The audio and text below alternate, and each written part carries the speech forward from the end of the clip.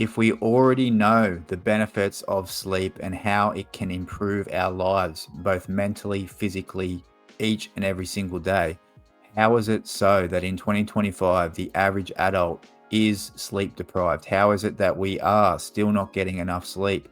Research has showed that the average adult in 2025 is only getting anywhere between 6 to 7 hours of sleep, where the consensus by all the sleep experts says that we should be getting somewhere between 7 to 9 hours.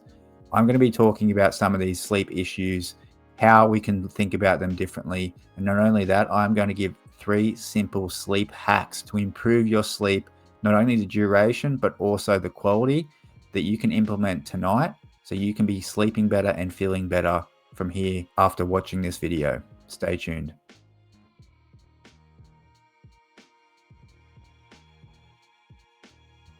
Hello everyone, welcome to another video here at Renewable Mind. My name is Damien, and the purpose of this channel is to bring you all little tips and tricks in order for you to be your best self. Whether it's starting new healthy habits, whether it's ways for you to improve in life and business, we are diving into ways the average person can improve their life starting from today in order for them to be better tomorrow. And this all starts, I believe, with the number one thing that we are still getting wrong in 2025, and that is sleep.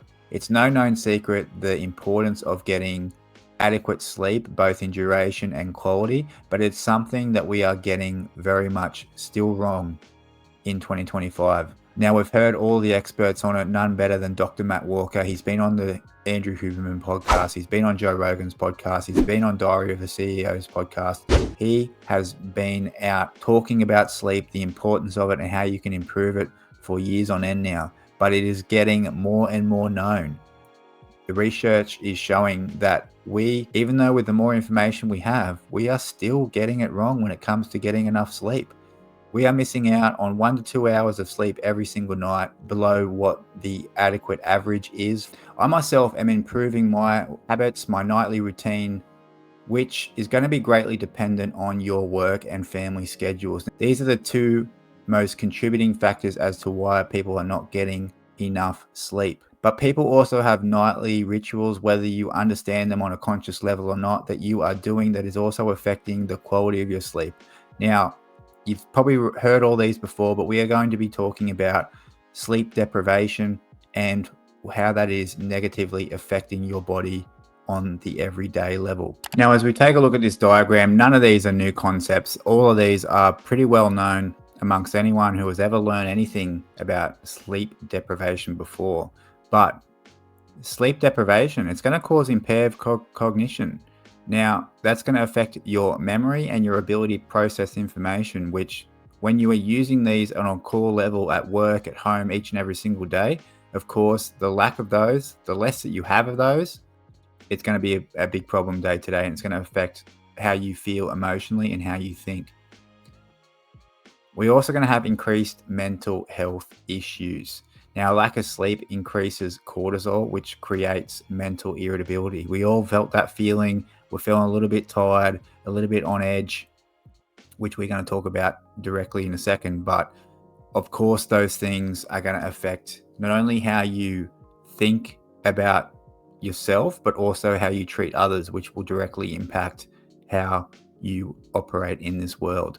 Now, high levels of anxiety, lack of sleep, raises the brain's anticipatory reactions. As I said, that increase of cortisol levels is going to directly affect the stress that we feel and the anxiety levels that we have. Now, if you put these 2 together, the world at the moment, a lot of people suffer from mental health issues, whether it's hereditary or not, whatever your issue is, you are going to be more at risk of these, and you're going to be increasing how you experience these, the less sleep that you have. At a cellular level, we are increasing our risk of cancer. It feels like today in 2025, we've all heard it before as well, you can get cancer by basically walking outside and breathing in the air that is floating around. But if we can prevent cancer, I mean, as I said, everything feels like creates cancer these days. The more that we can do to prevent cancer is obviously going to be very, very beneficial and helpful in every situation.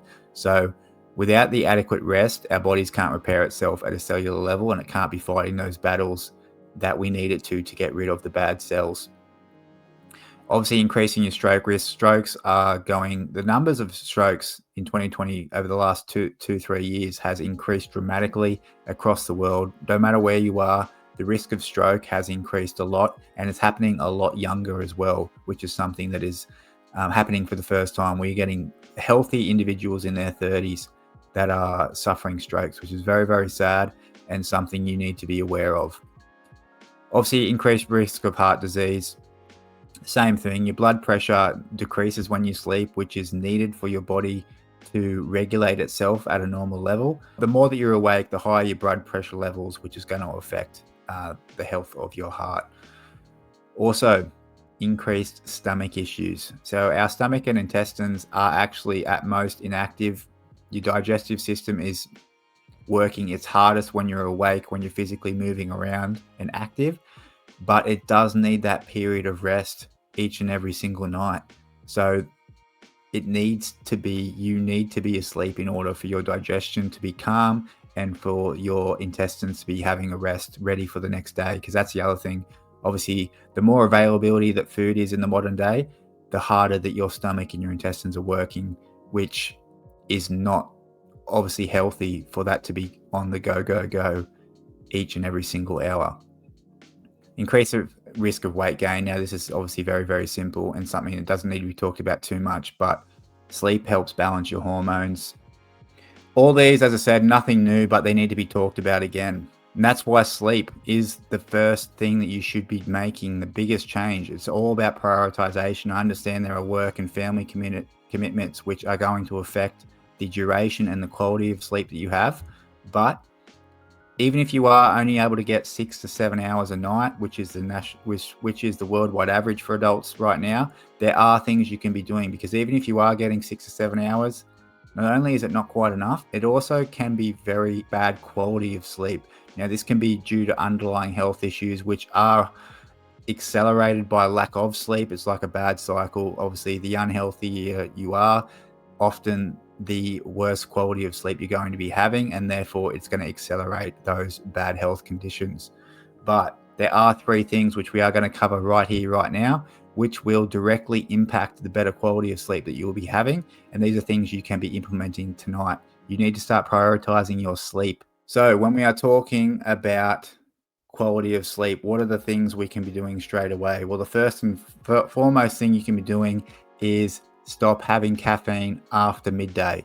Now, this may be very hard for some of you to do. Caffeine is an addictive substance. Don't get it twisted. Caffeine is a drug, just along with anything else like alcohol, nicotine, and any other substance which causes a mental impact. So the half-life of caffeine, a lot of people don't understand this, especially coffee, but caffeine in general. So when we're talking about caffeine, there are caffeine in everything you drink, whether it's green tea, black tea, you're eating chocolate, you're drinking cola, Coke, Pepsi, whatever your choice of poison is, caffeine is in a lot of these substances, and the half-life of caffeine is about 4 hours. In coffee, the half-life of caffeine is actually closer to 8 hours, meaning that if you have a cup of coffee, even say 2 p.m., 3 p.m.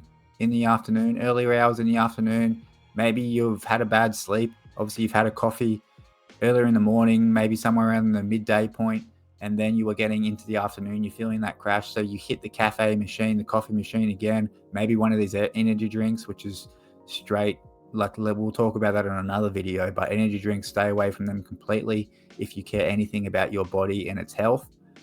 But you're drinking a coffee at 4 p.m. in the afternoon thinking that it's not going to affect how you sleep, you are completely incorrect. If you are drinking a coffee, regular coffee, say it has 160 milligrams of caffeine in it, you are still experiencing 80 milligrams of that 8 hours later. So if you are having a coffee at, as I said, 4 p.m., come 11 p.m., 12 p.m., you are still experiencing half of that caffeine through your system. Now, a lot of people claim they still can sleep no matter what time they ingest coffee or caffeine. But the thing you're not realizing is at the cellular level, your body is actually not getting the proper REM and deep sleep that it needs to recover. So although your eyes may be closed, although you may think you are sleeping, your body is actually only in a light sleep stage, which is not really beneficial to all the things that we are trying to prevent when we talked about sleep deprivation. But the half-life of caffeine itself, as I said, you need to understand products that have caffeine in it and stay away from them after midday. I'm even talking about people who are drinking cola in the evenings with your dinner. This is a bad idea and a bad habit that is setting you up for a lack of quality of sleep. So if people, as I said, drinking coffee, it starts to hit within 10 minutes, it peaks at 45, 2 hours later, and then 2.5, 4.5 hours later, it's still present. So this is something you need to be considerate of. And in children are drinking caffeinated beverages through energy drinks and things at record rates, which is something you need to think about if you do have kids at home who are consuming these, because it is terrible. Caffeine, as I said, is not a drug to be underestimated. I myself drink a coffee every day. I'm going to be talking about coffee and the optimal ways to drink coffee, because as I said, people overlook coffee as a drug, but it very much does affect your cognitive function and it does affect you at a cellular level. So do not drink caffeinated beverages after midday is the first thing that you can be doing straight away today that is going to affect you with a better quality of sleep. Next thing, screen time. So taking in blue light through a screen, whether it be a TV or through your phone, which are the two mediums which most people are using in the evening, blue light directly will affect your body's level of melatonin. Now, melatonin is the chemical that your body produces as the evening comes, as darkness sort of comes into the sky. People should be naturally winding down for the evening, getting ready for sleep. But if you are letting your exposure to TV time, through phone time, anywhere after 8 p.m., you are really risking your body's level production of melatonin, which is directly going to affect the quality of sleep that you have. The higher level of melatonin that you have in the body, the better quality sleep you're going to have. Plain and simple. There's nothing more to explain other than that. This is one of the biggest vices. I would say, other than caffeine, as I said, too late in the afternoon, in the early evening, this blue light through TV, phone addictions, and don't get me wrong, they are also addictions. They are vices that are very, very difficult because of the dopamine pathways, how TV and how phones work. They keep you hooked. They want your attention. These are difficult ones to break, but we will go into this in other videos as to the best practices you can do to give yourself a best chance to fight these addictions, because these are very, very important things that you need to be thinking about in order to improve your sleep, which, as I said, is going to improve your overall health. I would say max 9 p.m. You want to give yourself a bit of a leeway. You want to wean yourself off these devices, but definitely after 9 p.m. I don't care if your bedtime is 12 p.m., 11 p.m. You should be giving your eyes the best chance, give your body the best chance to start producing melatonin so you can have a better quality of sleep. Now, lastly, this simple little hack is a nice one, something that I've been doing for years and something that I found directly affected the quality of sleep and how I slept throughout the night. Now, chamomile tea, the power that this has for your sleep is absolutely incredible. It is a herbal tea, but it actually does contain compounds that relax your mind. This has a double whammy effect. So not only is when you're drinking chamomile tea within 30 to 60 minutes, it is actually making your brain start to calm down. It is letting your brain relax, which is going to help you fall asleep. So there are compounds in the tea which elevate stress and anxiety, and they also aid in helping you sleep faster and achieve a more restful response. As I said, drinking chamomile tea is a easy gate into making your brain calmer, shutting your brain down for the evening. It also helps you digest. So chamomile was traditionally used to treat colic in children, exceptionally good at relieving gas and may prevent stomach ulcers. So it's working at a two-pronged effect. It's working upstairs in the brain, shutting your brain down, but it's also helping your digestion, which the quicker digestion you have, actually the earlier you eat in the evening, the more digested your body's going to be and the better you will rest. Because if you are eating too late as well, say you're eating your dinner at 9 p.m., which is not uncommon these days, and then you're trying to sleep at 10, 11 p.m., a lot of people's stomachs are still digesting. Digestion can take up to 4 hours for a lot of people. So that means the first few hours of sleep, your body is hard at work at digesting, which is also going to, as I said, prevent that REM sleep, that deep sleep that your body needs to properly rest. So these are the 3 things that you can be doing as of tonight. Now, I do understand that not all of these are easy. A lot of these are habits that you need to introduce gradually, even if you start introducing these 1 per week for the next 3 weeks. But I guarantee you, if you can start doing these things, stay away from caffeinated beverages. And I'm not talking just about energy drinks. I'm not talking about just coffee. I am also talking about cola and a lot of these other soda drinks that contain caffeine. Chocolate as well. Chocolate is lower. Obviously, the lighter the chocolate, white chocolate's okay. The darker the chocolate, the higher level of caffeine, which, as I said, will directly impact your sleep. Stay away from screens. The light that your eyes are consuming is directly going to affect your melatonin levels, which will directly affect the quality of sleep that you will be having. And then also add the kicker of chamomile tea.